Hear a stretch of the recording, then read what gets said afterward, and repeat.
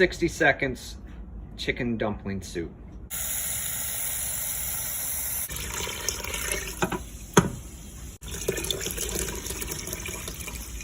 Add some bouillon cubes. You gotta cut the vegetables up. Add a bay leaf, a little bit of onion powder, a little bit of garlic powder. Put the vegetables in. Put the chicken in. Okay, now for the dumplings. 1, 2, 3, 4, 5, 6, 7.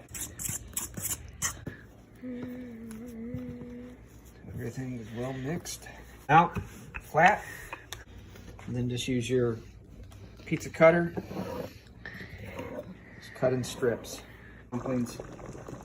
And there you go. 60-second chicken